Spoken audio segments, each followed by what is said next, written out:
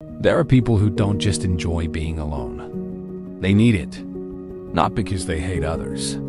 Not because they're antisocial. And definitely not because they're broken. In psychology, people who genuinely prefer solitude operate on a deeper emotional frequency.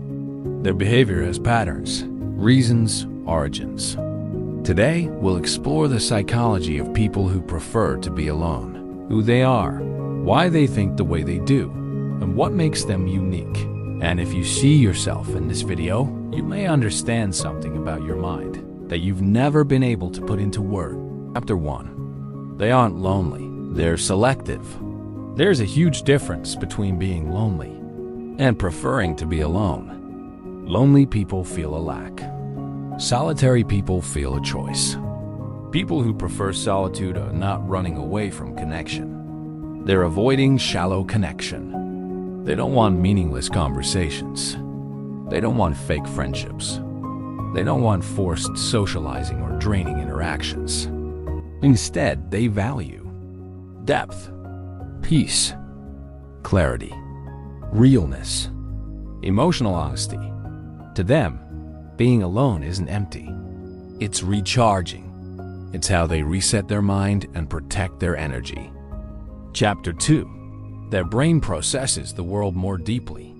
Psychologists call this trait high sensitivity plus depth of processing. These people think deeply before they speak, analyze emotions intensely, notice subtle details, feel overstimulated easily, get drained in crowds, absorb the mood of others. Their brain doesn't filter emotions lightly. It takes everything in, strongly, intensely, vividly.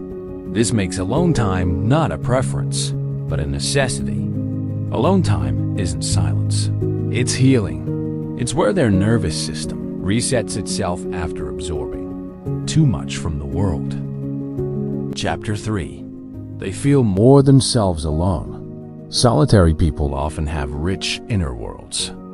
Imagination, creativity, big ideas, stories, introspection, dreams, passions.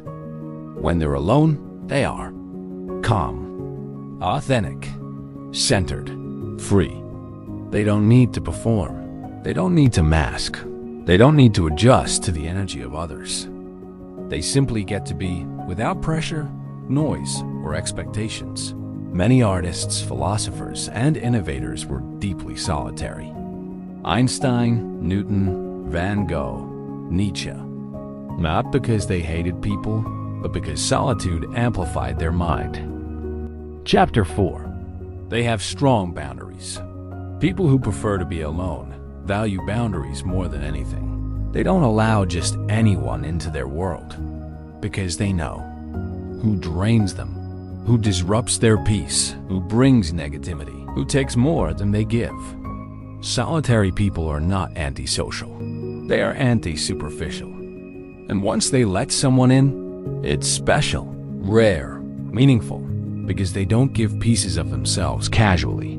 Chapter 5. They are more emotionally independent. Psychology suggests that people who love solitude have higher emotional independence.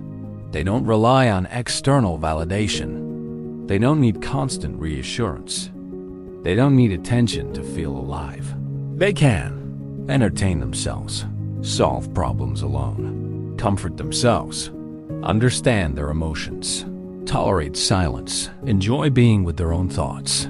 This level of independence is powerful, but it can also make relationships challenging because while others need closeness, solitary people need space, not because they don't care, but because too much closeness feels suffocating to their nervous system. Chapter 6. They are observers, not performers.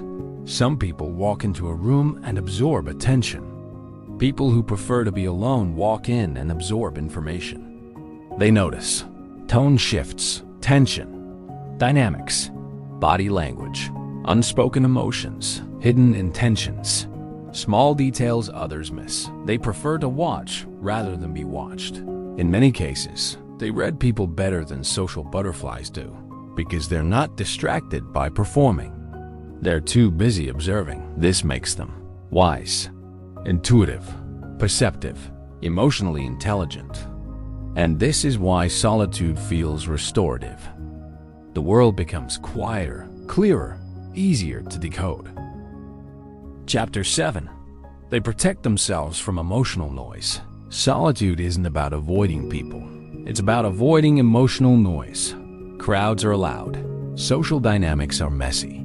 People can be unpredictable, draining, chaotic, or overwhelming. Solitary people feel other people's emotions like weather. If someone is stressed, they feel it. If someone is angry, they absorb it. If someone is anxious, they internalize it. So solitude becomes a shield, not from people, but from the emotional chaos people bring. Chapter 8. They love deeply, but slowly. People who prefer solitude do love deeply, fiercely, intensely, but only when trust is earned. The connection feels safe. The other person respects their space. They don't have to sacrifice their independence. They don't feel pressured to open up instantly.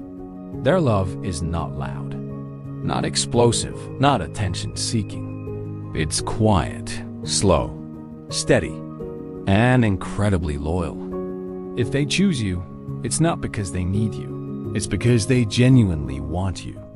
And that kind of love is rare.